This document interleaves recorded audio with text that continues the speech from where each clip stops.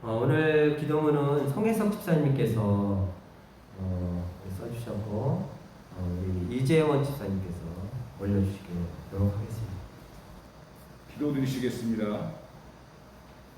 사랑과 평화의 하느님, 엊그제는 입출하는 우리 전통 절기의 날씨가 간만에 예의를 갖추려는 듯 선선한 공기를 선물했습니다.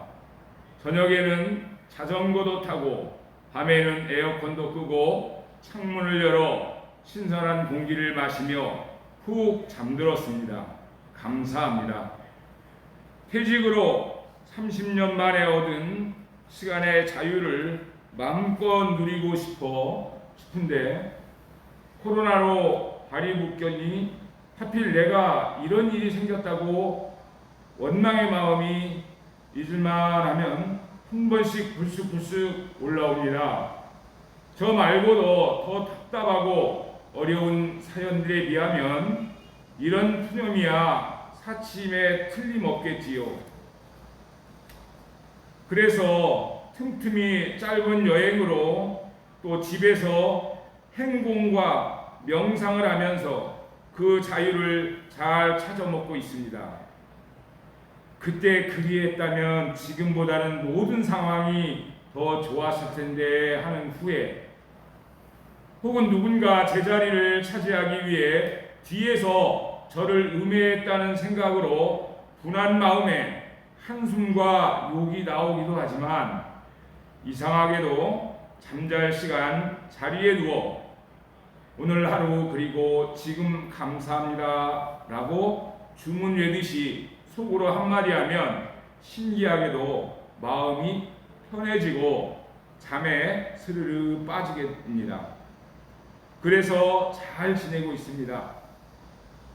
사무실에서 잠깐의 외출을 말고는 더위를 실감하지 못했던 그 시절이 까마득하게 느껴지는 요즘, 자유를 얻은 대가로 거실에서 선풍기 틀고 러닝바람으로 더위를 버텨보자 하며 지내려 노력하고 있습니다. 그러다 보면 아무리 무더위가 심해도 숲속 그늘에 앉으면 시원함을 느낄 수 있는 그 정도로는 우리 지구 생태계가 유지될 수 있기를 바라는 간절한 마음으로 기도가 됩니다. 주위를 둘러보면 참 세상에 이로울 것이 없는 또는 해를 끼치는 일을 하며 돈을 버는 사람들이 있습니다. 그런 일을 하는 사람들이 오히려 돈을 더 많이 더 쉽게 벌기도 합니다. 돈이 원하는 일과 사람에게 필요한 일이 다르니 돈을 벌어야 필요한 것을 살 수 있는 우리는 점점 자기 모순에 빠지게 됩니다. 사람에게 필요한 일을 하는 정직한 노동을 하고 싶습니다. 그런 사람들이 대접받고 돈을 더 잘 버는 그런 사회가 만들어지기를 주 예수님의 이름으로 기도드립니다. 아멘. 네, 오늘 말씀은 룻기 2장 14절에서 16절의 말씀입니다.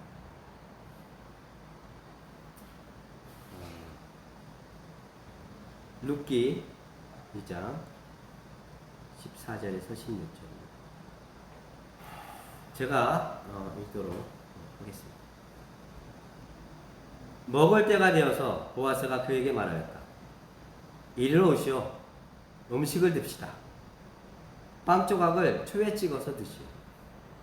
룻이 일꾼들 옆에 앉으니 보아스는 그 여인에게 볶은 곡식을 내주었다. 볶은 곡식은 룻이 배불리 먹고도 남았다.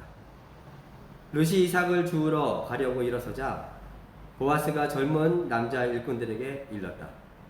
저 여인이 이삭을 주울 때에는 곡식단 사이에서도 죽도록 하게.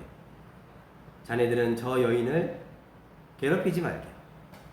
그를 나무라지 말고 오히려 단에서 조금씩 이삭을 뽑아 흘려서 그 여인이 죽도록 해주게. 아멘. 오늘 어린이 설교는 그림책을 제가 처음으로 새롭게 만들어 봤습니다. 보셨어요? 네. 올라왔어요. 그림이 좀 크니까 좀 볼만한 것 같아요. 예, 제가 PPT는 컴퓨터가 켜지는 대로 하겠고요. 오늘 보아스의 사랑 말씀 함께 나누도록 하겠습니다.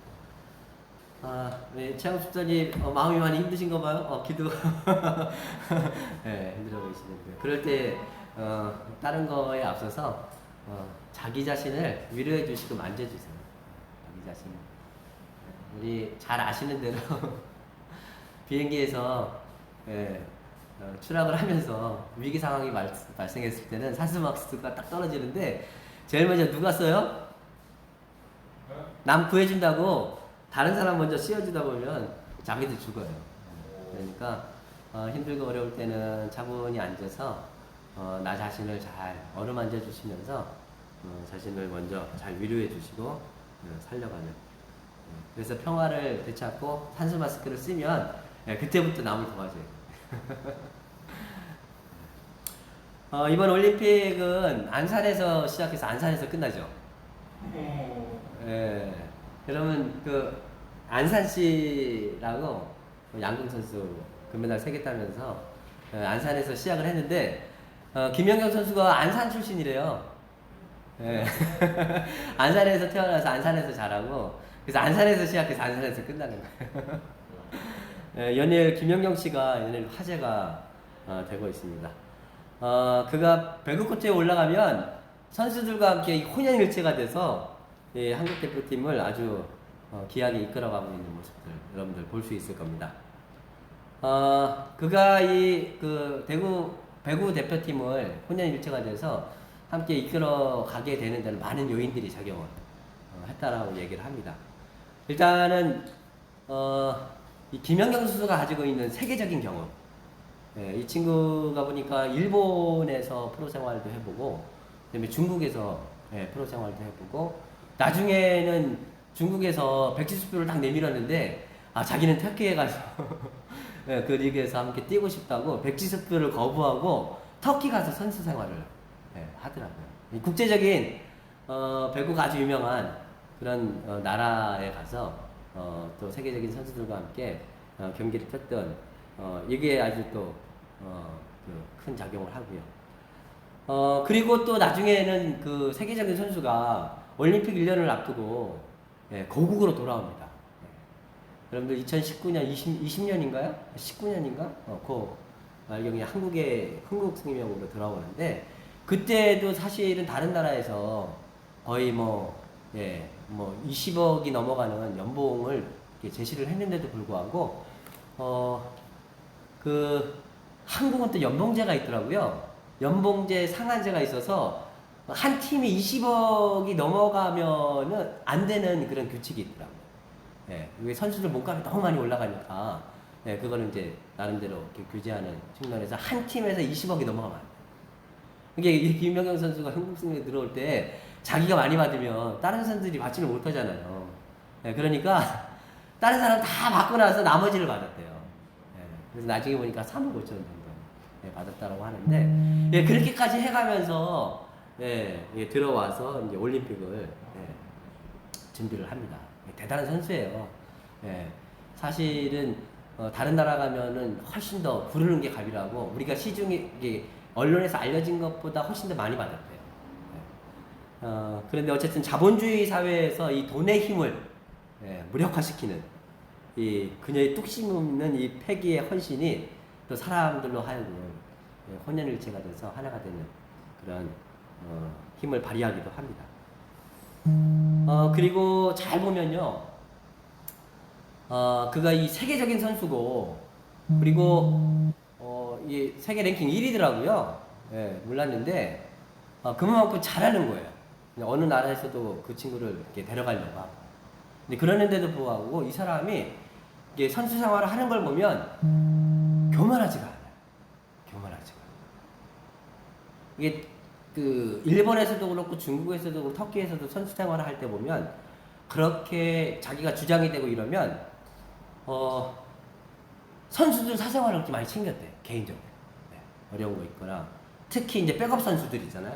네, 여기 뒤에 뒤처지거나 막 이런 선수들을 일일이 다 챙겨가면서 힘주고 용기도 주고 말 한마디 따뜻하게 해주고 때때로는 이렇게 챙겨주기도 하고 이러면서 이렇게 그 자기 동료 선수들을 이렇게 많이 챙겨갔다고 하더라고요.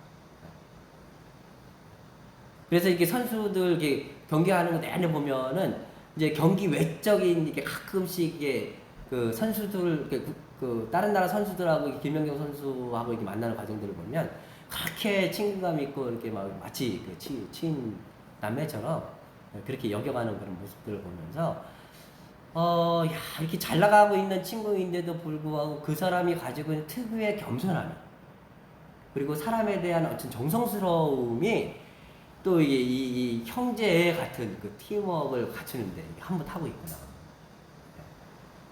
나중에 이제 막 터키전 이길 때 보니까 감독이 들어가서 감독이 그런 예가 흔치 않거든요.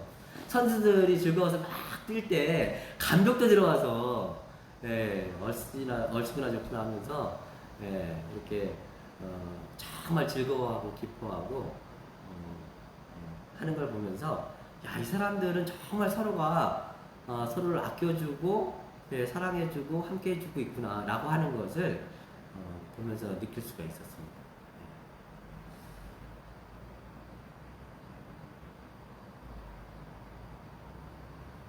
모든 것을 가졌음에도 불구하고 많은 걸 누리고 있음에도 불구하고 그 사람이 가지고 있는 특유한 그 삶의 겸손함이 사람들로 하여금 자기가 가지고 있는 것을 더 크게 보이게 해주는 한 주간 보내면서 김연경 선수의 선수 생활하는 그 한 사람이죠. 겸손한 자리에서 자기를 내어주면서 동료의 어려움을 챙겨가는 한 사람이 가지고 있는 힘이 얼마나 큰가라고 하는 것을 그의 선수 생활하는 걸 보면서 느낄 수가 있었습니다.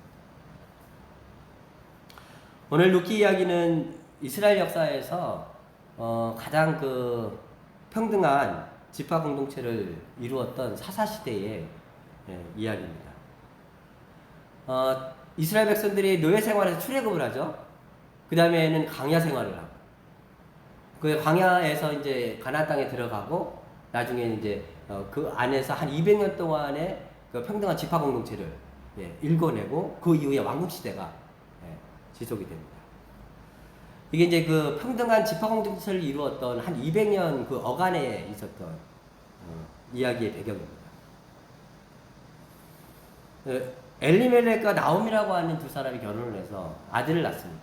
근데 살기가 너무 힘들어서 결국은 낯선 땅에 기근이 들어서 살 수가 없으니까 낯선 땅에 객지 생활을 하는데 이 객지 생활이 너무 힘들었던 거예요. 그래서 결국은 객지 생활에서 살아가는 그러니까 이제 이 엘리멜렉 집안의 가장인 아버지가 돌아가시고 그리고 낳은 두 아들까지 물론 그 이방 땅에서 결혼을 하는데 이 아들까지 다 객지에서 죽게 됩니다. 결국은 엄마하고 두 며느리만 객지에 홀로 남게 되는데 어떻게 살 수가 없잖아요. 지금도 그렇지만은 옛날에는 여인들이 보다 보니까 재산들도 대부분 남자들을 통해서 상속을 했기 때문에 여인들이 이게 과부가 되면은 실질적으로 경제적으로 살아갈 수 있는 능력이 없대요. 이게 더군다나 객지에서 과부가 된 두 여인이 결국은 그 며느리 중에 한 며느리였던 룻하고 그다음에 나오미하고 고향 땅에 돌아와서 이렇게 살게 되는 이야기인데, 근데 뭐 먹고 살 길이 없으니까 결국은 이삭 죽기를 하면서 먹고 살아갑니다. 이스라엘 백성들은 그 노예로부터 해방되어서 평등한 지파 공동체를 이루면서 그 사람들은 사회 안에 여러 가지 사회보장 제도를 만듭니다. 여러분들이 잘 아시는 사회보장 제도가 어떤 것들이 있습니까? 돈을 빌려주면 이자를 안 받아요. 못 받게 해요. 그래서 왜냐하면 가난한 사람들의 경제적인 어려운 형편을 이용해서 돈벌이의 수단을 삼아서는 안 된다는 거예요. 우리가 함께 서로 살아가고 있는데 살다 보면 여러 가지 모양새로 어려워지는데 그 어려운 사람의 어려움을 이용해서 돈벌이 수단을 만들어서는 안 된다.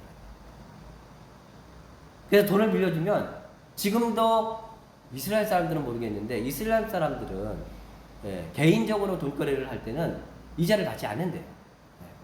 성서의 원칙을 지켜가고 살아가고 있는 거죠.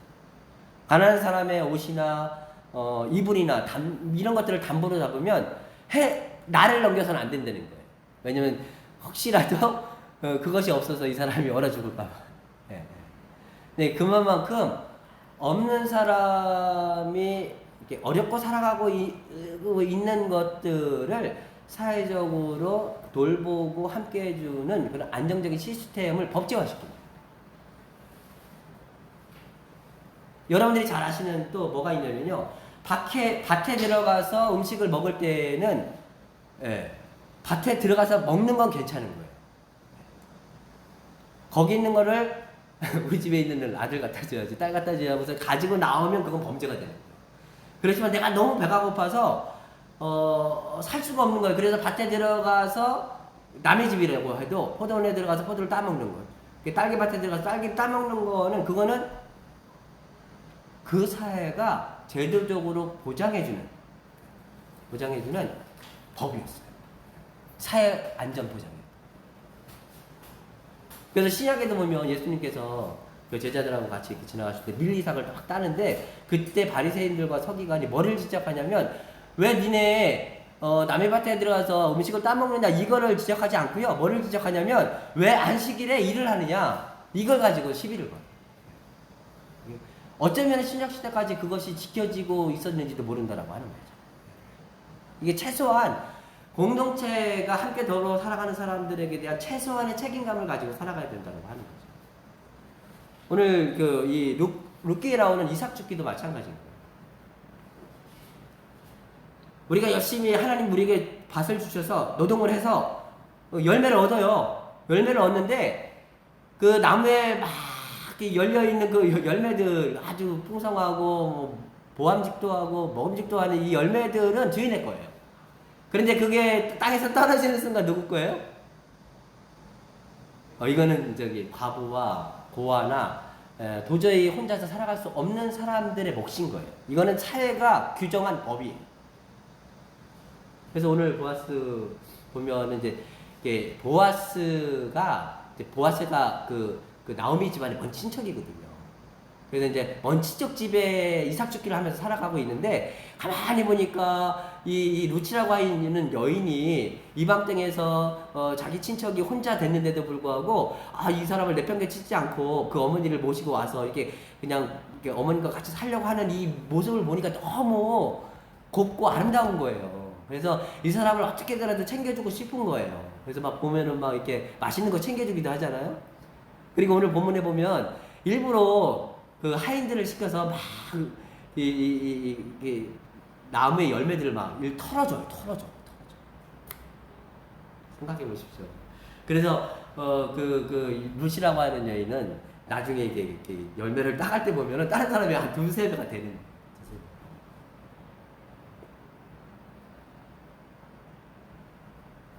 누구도 아프다는 이유로 돈이 없다는 이유로 일을 할 수 없다는 이유로 일자리가 없다는 이유로 사람이 누려야 하는 기본적인 권을 당해서는 안 된다고 하는 것을 이 초기 집화 공동체에서는 정신으로 읽었고요. 삶으로 실질적으로 갖고 있다는 거예요. 이런 사회에 있으면 어떨 것 같아요? 네? 저는 이런 사회 자체가 보험이 아닐까 싶어요. 우리가 열심히 보험을 들지 않아도 우리 사회가 이렇게 막판에 나락으로 몰린 사람들을 위해서 이렇게 따뜻한 제도적인 장치를 해줄 수 있다면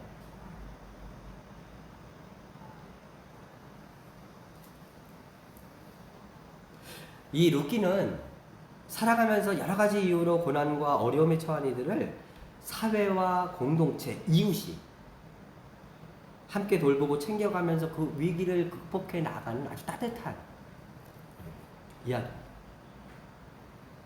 근데 이 누치라고 하는 사람이 이방 사람이거든요. 유대 사람이 아니에요. 이방 여인이. 더군다나 여인의 이야기가 그것도 어디에 위치하냐면요.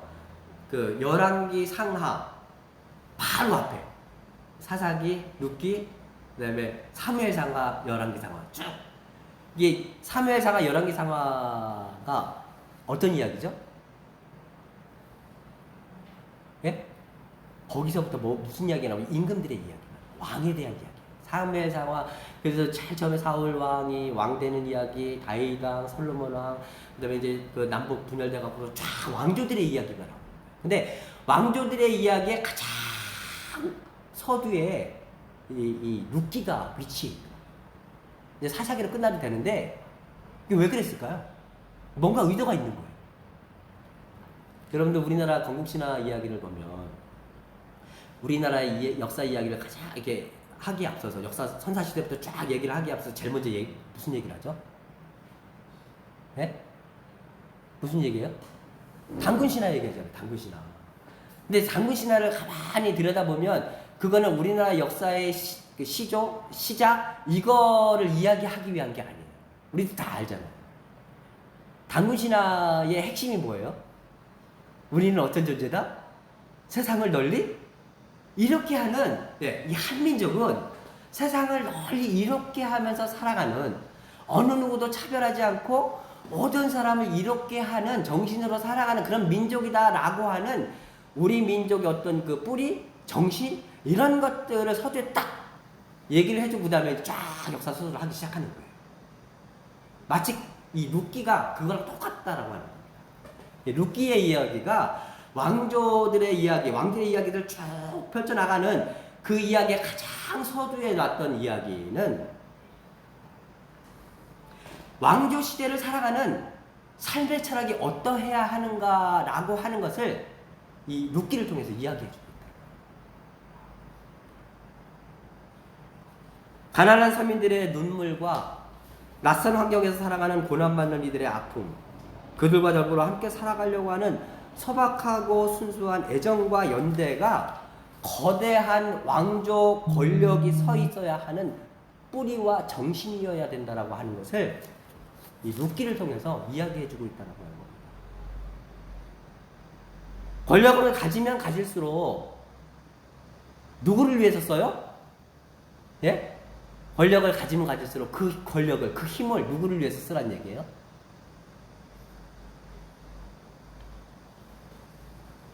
우리가 살아가면서 나이가 들어가면 들어갈수록 누리는 것들이 많아지면 많아질수록 권력을 누리면 누릴수록 가진 게 많아지면 많아질수록 그 모든 것들을 누구를 위해서 써야 하는가라고 하는 것을 이 룻기가 이야기해주고 있다.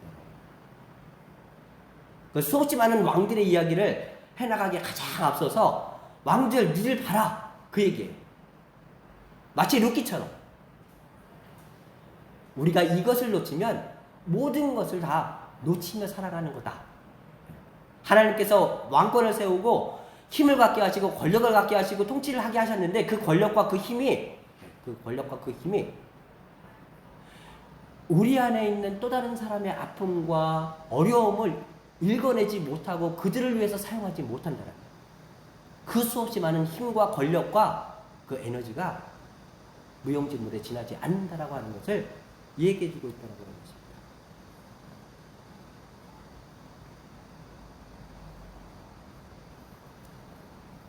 우리가 잘 아는 이현주 목사님 이야기가 있습니다. 이현주 목사님 신학교 4학년 때 학교를 졸업하기 앞서서 너무 이제 경제적으로 힘들다 보니까 어느 출판사에 취직을 해서 일을 하시게 됐대요.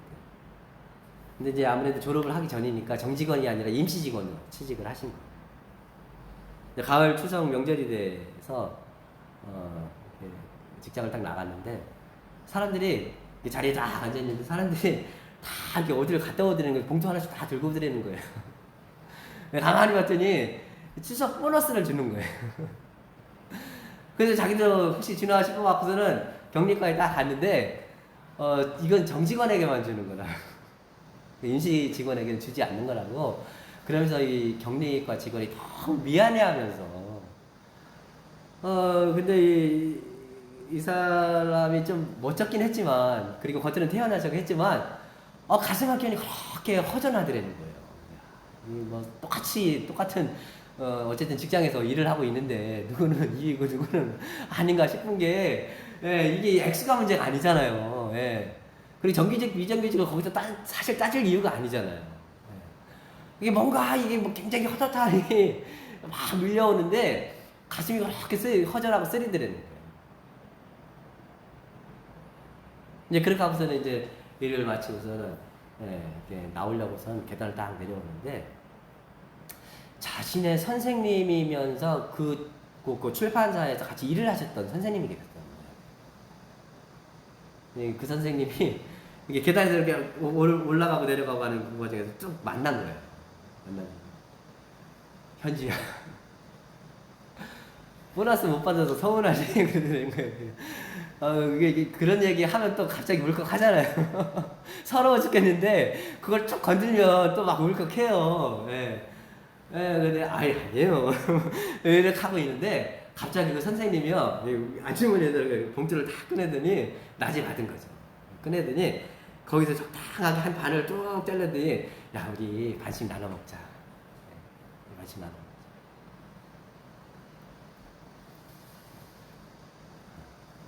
그러면서 거기서 반을 딱 나눠갖고서요, 유현재 목사님한테 딱 주더라고요. 근데 연세가 막 60, 70 되는데도 그 얘기를 하십니다.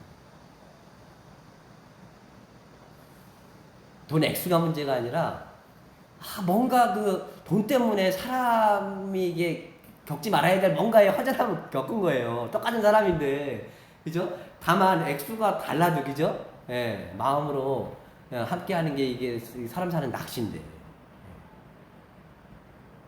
그런데 그 마음을 알아줬던 그 선생님의 그 마음이